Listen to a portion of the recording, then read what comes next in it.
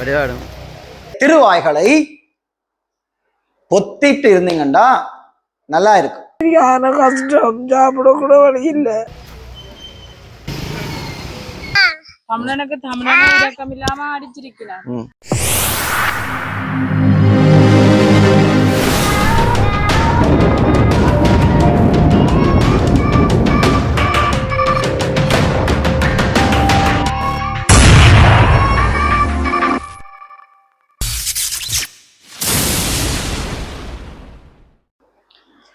வணக்கம் என் தாயக உறவுகளே, நான் உங்கள் ஆகே ரெஜி.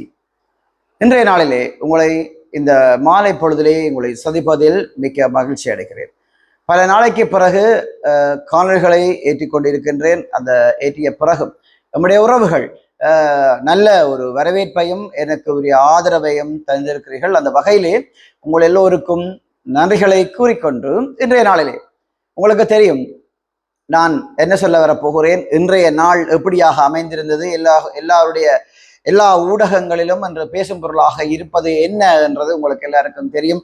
அது சம்பந்தமான சில விளக்கங்களையும் அது சம்பந்தமான உண்மையான கருத்துக்களையும் பக்கசார்பற்ற கருத்துக்களையும் இந்த இடத்துல நான் வழங்க வந்திருக்கிறேன். அதுக்கு முன்பாக ரெஜி பிளாக் யூடியூப் சேனலுக்கு இதுதான் நீங்கள் முதல் தடவையாக இருந்தால் கட்டாயம் சப்ஸ்கிரைப் பண்ணுங்கள், பக்கத்தில் இருக்கிற பெல் பட்டினையும் கிளிக் பண்ணுங்கள், எல்லோருக்கும் ஷேர் பண்ணி இப்போ வாருங்கள் காணொளிகள் போகலாம். இன்றைய நாளிலே பாராளுமன்ற உறுப்பினர் அர்ஜுனா ராமநாதன் அவர்களுக்கு எங்களுடைய மல்லாக கௌரவ நீதிமன்றம் அவர்களுக்கு பிணை என்றை அளித்திருந்தது. அந்த வகையிலே 5 லட்சம் ரூபாய் பண பிணையும் அதை விட 2 சரீர பிணைகளும் 20,000 ரூபாய் பிணையிலையுமே அவரை வெளியிலே செல்ல அனுமதி வழங்கி இருந்தது.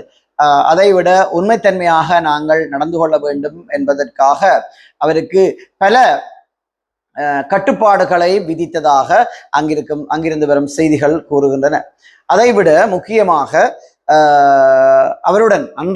அவருடன் அந்த வாக்குவாதத்தில் அல்லது அவருடன் சண்டை போட்ட மற்ற நபர்களும் இன்று கௌரவ மன்றலே தோன்றியிருந்தார்கள். அவர்களுக்கு ஆதரவாக மதிப்புக்குரிய மணிவண்ணன் அவர்கள் மன்றலே தோன்றியிருந்தார்.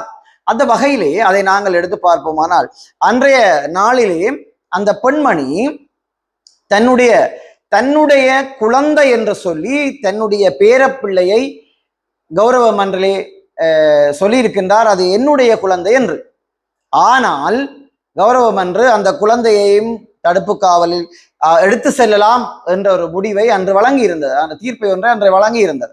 அந்த வகையிலே இன்று கௌரவ மன்றலே அந்த பெண்மணி அது தன்னுடைய குழந்தை இல்லை, அது தன்னுடைய மகளின் குழந்தை, அதாவது பேரப்பிள்ளை என்று சொல்லி அந்த மன்றலை ஒத்துக்கொண்டதாக அங்கிருந்து வந்த செய்திகள் கூறியிருந்தன. இதையும் நாங்கள் இந்த இடத்திலே சுட்டிக்காட்ட நேரம் வரைக்கும் எந்த ஊடகமும் அந்த பெண்மணி தன்னுடைய பிள்ளை என்று சொல்லி தன்னுடைய பேரப்பிள்ளையை தன்னுடைய பிள்ளை என்று சொல்லி எடுத்து சென்றதை இந்த ஊடகங்கள் ஏன் இந்த நேரம் வரைக்கும் தங்களுடைய ஊடகங்களிலே பதிவேற்றவில்லை? அர்ஜுனா ராமநாதை நாய் என்றும் பே என்றும் சித்தரிக்கின்ற இந்த ஊடகங்கள் ஏன் அந்த பெண்மணி இழைத்த தவறை சுட்டிக்காட்டவில்லை? அந்த பெண்மணி உங்களுக்கு யார்? அந்த பெண்மணியை யார் அந்த இடத்துக்கு அனுப்பியிருந்தார்கள்? என்னத்திற்காக அந்த பெண்மணிக்காக ஒருதலை பட்சமாக நடந்து கொள்கிறீர்கள்? நான் என்று பலவிதமான கேள்விகளை நாங்கள் கேள்விப்பட்டிருந்தோம். அந்த பெண்மணிக்கு பின்னுக்கு மாபெரும் பெரிய ஒரு கட்சி இருப்பதாகவும் நாங்கள் அறிய முடிகிறது. பாராளுமன்ற உறுப்பினர் அர்ஜுனா அவர்கள் அதாவது பிணையில் வெளிவந்ததுக்கு பிறகு நாங்கள் அந்த கௌரவ மன்றின் வாசலிலே காத்திருந்தோம். கௌரவ பாராளுமன்ற உறுப்பினர் ஊடகவியலாளருக்கு பேட்டி அளிப்பார் என்று நாங்கள் நம்பியிருந்தோம். ஆனால் அவருடைய உடல்நிலையா அல்லது சிறையில் இருந்து வந்ததாக தெரியவில்லை. அவருடைய மனநிலை சரியில்லையாக இருக்கலாம். ஆனபடியாலே அவர் ஊடகங்களுக்கு எந்த ஒரு கருத்துகளையும் தெரிவிக்காமல் சென்றிருந்தார். பாராளுமன்ற உறுப்பினர் அவர்கள் கருத்துக்களை தெரிவித்திருந்தால் அந்த பெண்மணி யார், அந்த பெண்மணியேன் அந்த பொய் உரைத்திருந்தார், அந்த பிள்ளை மாறாட்டம் ஏன் வந்தது என்றதையும் நாங்கள் அதிலே கௌரவ பாராளுமன்ற உறுப்பினர்களின் வாய் மூலமே நாங்கள் எடுத்துக்கொண்டிருக்கலாம். ஆனால் இதுவரை நேரமும் கௌரவ பாராளுமன்ற உறுப்பினர் எந்த காணொலியையும் பதிவேற்றவில்லை. ஆனால் நாங்கள் அங்கிருக்கின்ற சில செய்திகளின் அடிப்படையிலே அங்கிருந்தவர்களை விசாரிக்கும் பட்சத்திலே இப்படியான உண்மைகள் வெளிவந்திருந்தன. தயவு செய்து ஊடகங்கள் உண்மையை உண்மையாக காட்டுங்கள். அது எவராக இருந்தாலும் பரவாயில்லை. அர்ஜுனா ராமநாதன் அவர்களை உங்களுக்கு பர்சனலாக பிடிக்காவாட்டி, ஆனால் இப்படியான துறை சார்ந்து வேலை செய்கிறவர்கள் உங்களுடைய கடமைகளை செய்யுங்கள், சரிவர செய்யுங்கள். நீங்கள் உங்களுடைய தனிப்பட்ட பிரச்சனைகளை வேறு இடத்திலே வைத்துக் கொள்ளுங்கள். ஒரு தனி மனிதனை எல்லோரும் சேர்ந்து விதிப்பது நியாயமற்றது அல்லது அர்த்தமற்ற விஷயம். ஒரு பாராளுமன்ற உறுப்பினர் அவர் கௌரவ மன்றிலே இருப்பதினால் அது சம்பந்தமாக நாங்கள் விவரிப்பது தவறு, சட்டப்படி குற்றம் என்பதனால் நாங்கள் அது சம்பந்தமாக அதை விட்டுவிட்டு நாங்கள் கடந்து செல்வோம். மிக்க மகிழ்ச்சி அடைவார்கள் என்று நான் நினைக்கிறேன். பாராளுமன்ற உறுப்பினர் அவர்களுக்கு இன்று பிணை கிடைத்ததை நினைத்து மிகவும் எங்களுடைய தமிழ் பேசும் உறவுகள், புலம்பெயர் உறவுகள் மிகவும் மகிழ்ச்சி அடைவார்கள் என்று நான் நினைக்கின்றேன். நானும் மகிழ்ச்சி அடைகிறேன் என்பதையும் கூறிக்கொண்டு அடுத்த கட்டமாக இன்று நேற்றைய நாளிலே தமிழ்நாட்டிலே இந்தியாவிலே தமிழ்நாட்டிலே நான் பெரும் மதிக்கக்கூடியவர் எங்களுடைய நாம் தமிழர் கட்சியின் ஒருங்கிணைப்பாளர் அல்லது புரட்சிகர பேச்சாளன் என்று கூறலாம், திரு சீமான் அண்ணா அவர்கள். அவருடைய கட்சியை நாங்கள் மதிக்கின்றோம். அவருடைய கோட்பாடுகளை நாங்கள் ஆதரிக்கின்றோம். எப்பவும் ஆதரித்துக் கொண்டிருப்போம், எப்பவும் நாங்கள் அனுசரணை வழங்கி கொண்டிருப்போம் என்பதை அச்சமில்லை. ஆனால் அந்த சீமான் என்ற ஒரு நற்பெயருக்கும் சீமான் எடுத்துக்கொண்டிருக்கின்ற நற்கொள்கைகளுக்கும் கோட்பாடுகளுக்கும் எமது வழி வந்தவர் என்றுதான் நாங்கள் கூற வேண்டும். ஆனால் அதுக்கிடையிலே அங்கே ஒரு சாட்டை என்று வருகின்ற ஒரு நபர் இருக்கின்றார். அவர் என்று நேற்றைய நாளிலே ஒரு ஊடகத்துக்கு சில கருத்துக்களை தெரிவித்திருந்தார். இந்தியாவிலும் தமிழ்நாட்டிலும் பல தற்குறிகள் இருப்பதாகவும் இலங்கையிலே பல தற்குறிகள் இருப்பதாகவும் கூறியிருக்கின்றார். அதை கௌரவ பாராளுமன்ற உறுப்பினர் மதிப்புக்குரிய அர்ஜுனா ராமநாதன் அவர்களை பெயர் குறிப்பிட்டு தற்குறி என்று கூறியிருந்தார். நான் ஒன்றை கேட்கின்றேன். எனக்கும் இந்த டாக்டர் அர்ஜுனா அவர்களுக்கும் எந்த உறவும் இல்லை. ஒரு காலங்களிலே இருந்தது, தற்போது இல்லை. நான் அரசியல் என்ற இதுக்குள் ஒதுங்கி என்னுடைய ஊடகம் என்ற இதிலே பயணித்துக் கொண்டிருக்கின்றேன். நடுநிலைமையான ஊடகமாக இருக்க வேண்டும் என்பதற்காக பயணித்துக் கொண்டிருக்கின்றேன். ஆனால் எங்களுடைய கௌரவ பாராளுமன்ற உறுப்பினர் ஒருவரை தமிழ்நாட்டில் இருந்து ஒருவர் தக்குறி என்று சொல்வதற்கு அவருக்கு எந்த அதிகாரமும் இல்லை. உங்களை விட நாங்கள் பல களங்களை கண்டவர்கள் இங்கு இருக்கிறார்கள், பல கள முனைகளை கண்டவர்கள் இருக்கிறார்கள். நீங்கள் வெறுமெனவே வாய்ச்சமர் புரிந்தவர்கள். பெருவாளர் சாட்டை துரைமுருகன் அவர்களே, நீங்கள் வெறும் சொற்சமர் புரிகிறவர்கள். ஆனால் இங்கிருக்கிறவர்கள் தமிழர் தாயகத்திலே இருக்கிறவர்கள் பல களமுனைகளை கண்டவர்கள். பார்த்து பேசுங்கள்.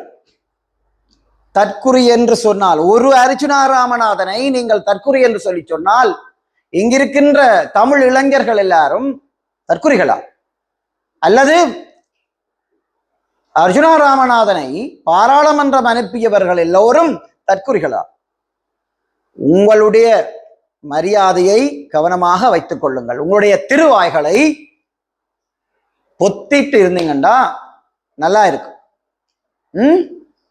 ஆரம்ப காலங்களிலே தமிழர் தாயகத்திலே நடந்த விஷயங்களிலே எங்களுடைய மதிப்புக்குரிய சீமான் அண்ணா அவர்களை நாங்கள் இன்றும் எங்களுடைய ஆதரவு இன்றும் இருந்து கொண்டிருக்கிறது. உங்களுக்கு வடிவாக தெரிய வேண்டும், தமிழர்களுடைய தாயகத்திலே இருக்கிற தமிழர்களுடைய ஆதரவு இல்லை என்று சொன்னால் நாம் தமிழர் கட்சி என்ற அற்றி விதை கூடி இருக்க முடியாது. முடிந்தால் நீங்கள் பப்ளிக்காக சோ மீட்டிங்களே ஆச்சு அல்லது நேரடியாக இந்த சாட்டை துரைமுருகனை நான் நேரடியாக வாதத்துக்கு அழைக்கின்றேன். முடிந்தால் தமிழர் தாயகத்திலே இருக்கிற, அதாவது இலங்கையிலே தமிழர் தாயகத்திலே இருக்கிற எங்களுடைய புலம்பெயர் தேசத்து தமிழ் மக்கள் அல்லது இங்கிருக்கின்ற தமிழருடைய ஆதரவு இல்லாமல் நீங்கள் நாம் தமிழர் கட்சியை கொண்டு நடத்த முடியுமானால் நேரடியாக என்னுடைய வாதத்துக்கு வாருங்கள். சும்மா பாய் சமர் விடக்கூடாது. அர்ச்சுனா வெறும் ஒரு அர்ச்சுனா அல்ல, இங்க இருக்கின்ற தமிழர் அர்ச்சுனா மட்டுமல்ல, இங்க இருக்கின்ற ஒவ்வொரு தமிழ் பாராளுமன்ற உறுப்பினர்களும் தமிழர்களுடைய சொத்துக்கள்.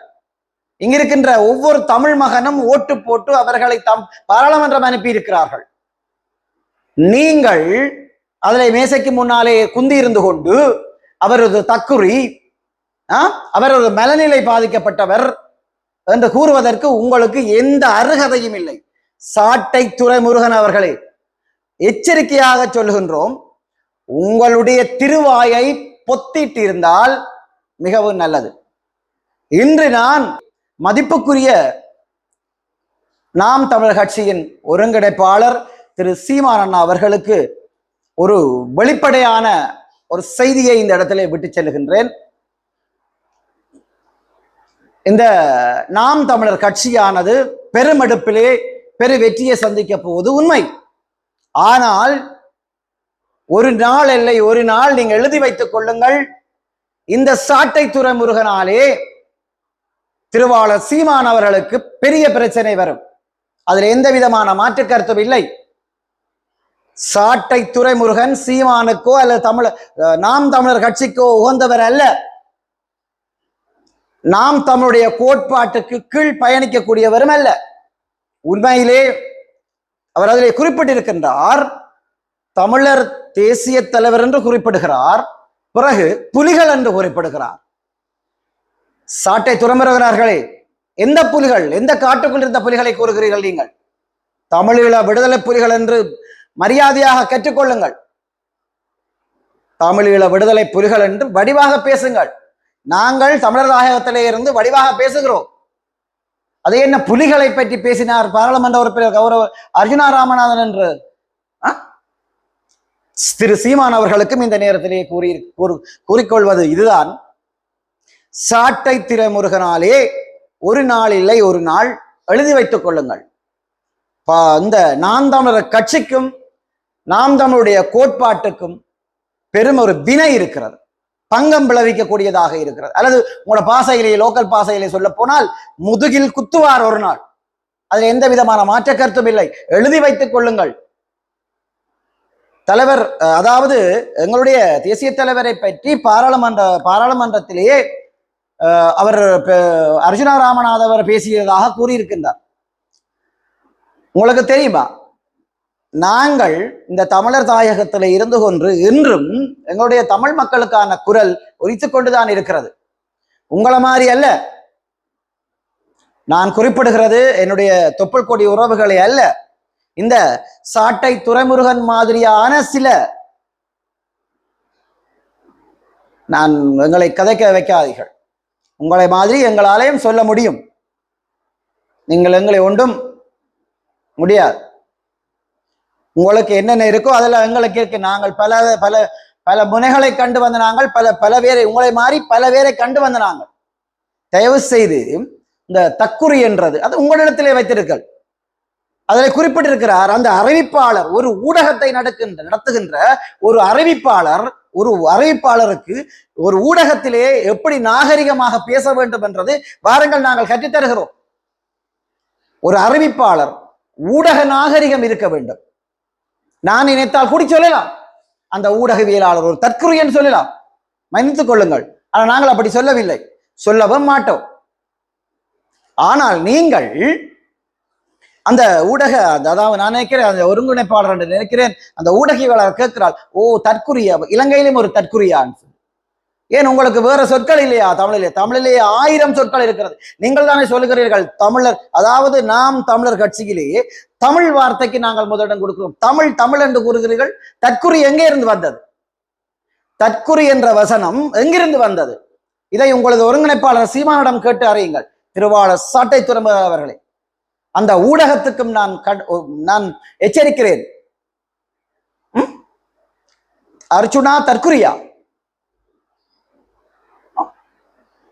நாகரிகங்களை கற்றுக்கொண்டு ஊடகத்துக்குள் வாருங்கள். நாகரிகமாக பேசுங்கள். நீங்கள் பேசுகிறதை குழந்தைகள் பார்க்கிறார்கள், பெண்பிள்ளை பிள்ளைகள் பார்க்கிறார்கள், பெரியவர்கள் பார்க்கிறார்கள், எல்லோரும் இந்த ஊடகத்தை பார்க்கிறார்கள். சாட்டை துரைமுருகனின் அந்த காணொளிகளை பல பேர் பார்க்கிறார்கள். நாகரிகத்துடன் கற்றுக்கொள்ளுங்கள். நாகரிகத்தை கற்றுக்கொண்டு ஊடகத்துக்கு வாருங்கள். அவர் சொல்லுகிறார், விஜயின் பயங்கர ஆதரவாளர் அர்ஜுனா. அது அவருடைய பிரச்சனைடாப்பா. விஜய் ஒரு நடிகராக இருந்திருக்கின்றார். எனக்கும் விஜயை பிடிக்கும். ஆனால் எனக்கு யாரை பிடிக்கும் என்று சொல்ல, எனக்கு சீமானை தான் பிடிக்கும். ஆனால் நீங்கள் விஜய் ஒரு நடிகனாக பிடிக்கும். அர்ச்சுனாவிற்கு விஜயை ஒரு நடிகனாக பிடித்திருக்கலாம். சரிதானே? உங்களுக்கு எதிரானவன் எல்லாம் தற்குறியாக முடியாது. நீங்கள் நினைப்பதெல்லாம் நடக்க போறதும் அல்ல. திரும்பியும் சொல்லுகிறோம், நீங்கள் சாட்டை துரைமுருகன் நினைக்கிறதெல்லாம் நடக்க போறதல்ல. எங்களுக்கும் தெரியும் அடுத்த கட்டம் என்ன நடக்கும் என்று. அதை நீங்கள் முடிவெடுக்காதீர்கள். சாட்டை துரைமுருகன் அவர்களே, நீங்கள் எங்கிருந்தீர்கள்? எப்படி நாம் தமிழர் கட்சிக்குள் வந்தீர்கள்? திருப்பி எங்கே போனீர்கள்? திருப்பி எப்படி உள்ளுக்கு வந்தீர்கள்? இப்போ எப்படி இருக்கிறீர்கள் என்றதெல்லாம் எங்களுக்கு தெரியும். நாங்கள் இங்கு ஒன்றும் கச்சான் வைத்துக் கொண்டிருக்கவில்லை. தயவு செய்து சொல்லுகின்றோம், உங்களுடைய திருவாய்களை பொத்திட்டிருந்தால் உங்களுக்கு நல்லம்.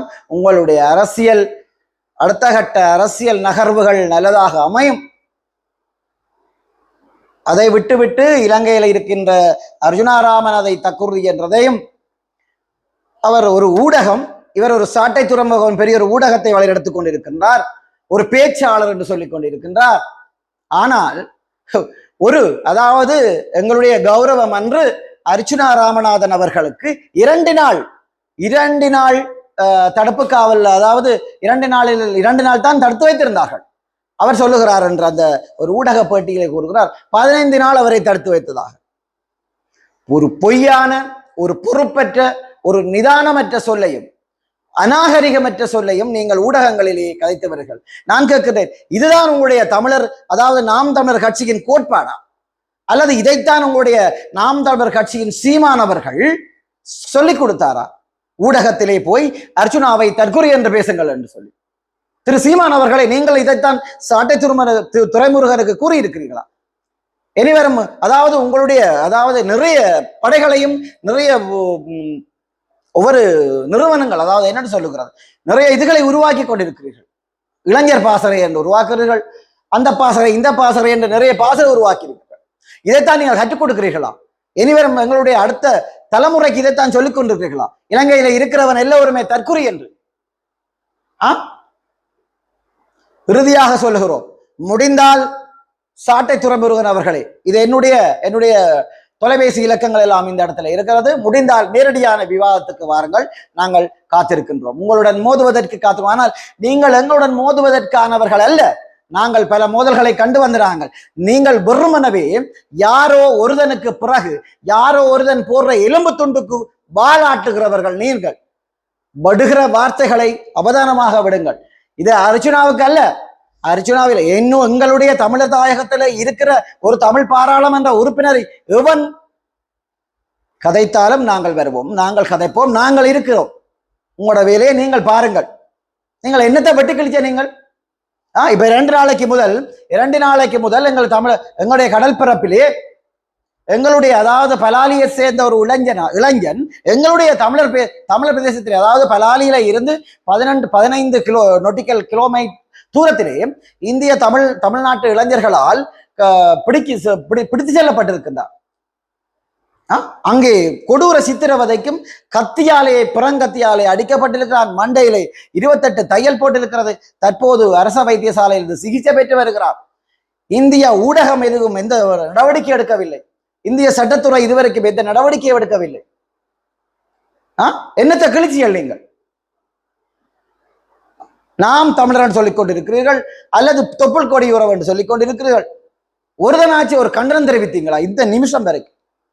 அல்லது அந்த உறவுகளுடன் கதைப்பதற்கு அல்லது உறவுகளுக்கு ஒரு செய்தி பரிமாற்றங்களை கடத்தி விட்டீர்களா?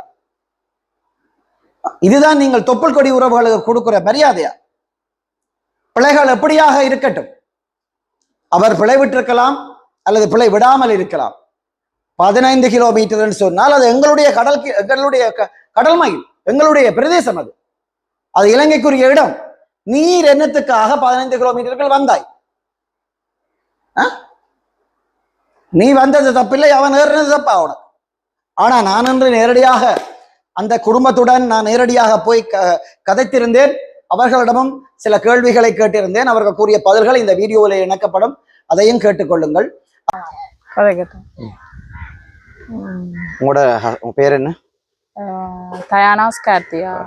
உங்களோட ஹஸ்பண்ட் தான் அங்க பிடிபட்டிருக்கிறாங்க. சொல்லுங்க. நாங்கள் சரியான கஷ்டத்துல இப்படியே நாங்கள் மிளகாய போனாங்கள் 2 பேரும் போய்தான் நாங்கள் மிளகாய் அஞ்சிட்டு 1 மணியோட வந்து சாப்பாடு கொண்டு வந்து சாப்பிடே இல்லையா வேற பிள்ளைகளுக்கும் தந்துட்டு பிள்ளைகள் சாப்பிடறதுக்கும் எனக்கு வேண்டாம், நான் தொழிலுக்கு போறேன்னு சொல்லி சொன்னாங்க.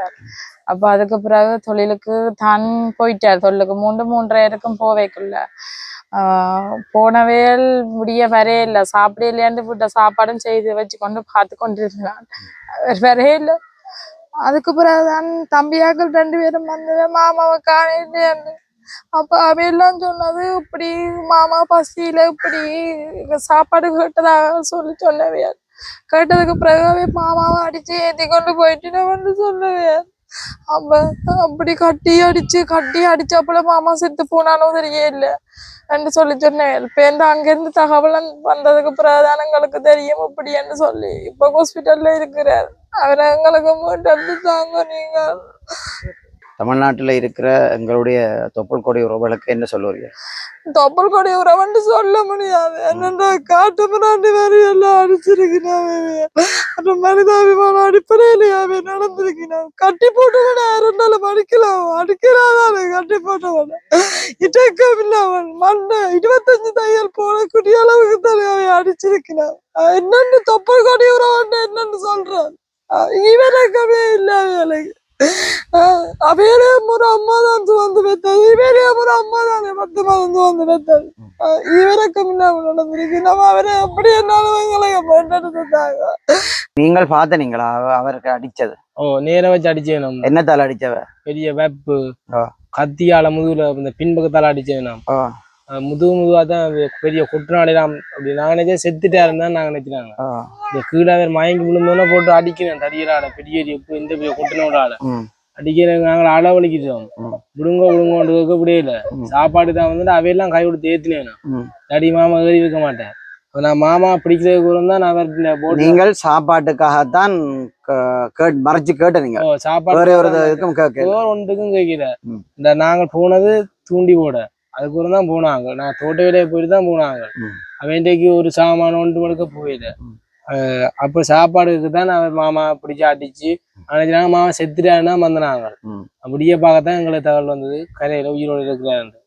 அதுக்கு பிறகு சாப்பாடு இருக்க வேண்டாம். காவையால் கை கொடுத்து ஏத்தினேன். சாப்பாடு தாரண மாட்டேன் ஏத்திட்டு மாமா டப்புண்டு அடிக்க வலிக்கிறா. அடிச்சு மண்டையெல்லாம் கூட வச்சுட்டினான். ஆனா மாமாவை பிடிக்கணும்ட்டு கையால் போய் ஏறினான். இறைஞ்சி இந்த காலில் கொத்தினான். பெரிய கத்தியால கொத்தினேனாம். கொத்திட்டு இந்த போட்டுக்கு வந்து 2 பேரும் அடிச்சேனாம். அடிக்க அவன் போட்டு எட்ட போகுன்றோடனே இந்த போட்டுக்கு அவன் போட்டுக்கு பாஞ்சிட்டு இந்த மாதிரி ஆனது. அவங்க பிடிபட்டவருக்கு அயந்தன் தயானஸ். ஓகே. மற்றோட போன படி எனக்கு அண்டனிஸ் போல் அண்டனிஸ் 3 பேர் போனீங்க. போய் கிட்டத்தட்ட இலங்கை என்ற எல்லைக்குள்ள நின்றீங்களா அல்லது இந்தியா எல்லைக்குள்ள? இலங்கை எல்லைக்கு 15 கிலோமீட்டர். அங்க நீங்க பெலாலில இருந்து 15 கிலோமீட்டர். அவையல் தான் கடல் அத்துமீறி உள்ளுக்கு வந்து அவையல் தான் எல்லா கடலும் பாருங்க. அத்துமீறி உள்ளுக்கு உங்களோட கடலுக்குள்ள வந்துதான் உங்களை பிடிச்சிருக்கீங்க. எங்கட கடலுக்கு வந்தா அவரை அடிச்சு இழுத்தணும் சாப்பாடு. அவர் சரியான கஷ்டம், சாப்பிட கூட வழி இல்லை. அவர் ஒரே தோட்ட வேலைக்கும் போவார். எனக்கு வேலை செய்து வந்தாலும் நான் 500,000 கொடுப்பேன். அதை பண்ணி சாப்பிடுவேன். அவர் அண்டை நேரத்துல என்னோட வேற இல்லை, சாப்பாடும் இல்லாம தான் போறவர். ஆனால் முடியப்புறம் எனக்கு மகள் சொல்றாள், அம்மா ஒரு வீட்டை வந்துட்டு போங்கோண்டு. எனக்கு மூச்சு வர மாட்டேன்னுட்டுது. அப்ப நான் அம்மா தம்பிய காண இல்லை, இவங்க 2 பேரும் வந்துட்டாங்களேன்னு அவன் மகன் சொன்னான். மாமா செத்து போனான், அவனை தூக்கி போட்டுட்டாங்க போல கிடக்குன்னு. நான் சொன்னேன் என்ற மனசு ஒன்றும் சொல்லாதான் அவனே ஏத்தி கொண்டு போயிருப்பாங்களு. மற்ற மகளின் மகன் சொன்னார், அவங்க சொன்னது அண்ணவள் அங்க நீ கோயிலுக்கு வாங்கோ நாங்க கொண்டு போறோம். புறக அப்படியே இருக்காங்க இருந்து வருது. நம்ம அவரை வச்சு கிடக்க ஒருதன் காலால பிடிக்கிறான், இப்படியவே விழுகிறார், ஒழுங்குறார். நான் சாப்பாட்டுக்கு தான் போய் நான் சாப்பாடு தான் கேட்டு நான் இவதான் தூக்கி என்ன ஏத்தினவன்.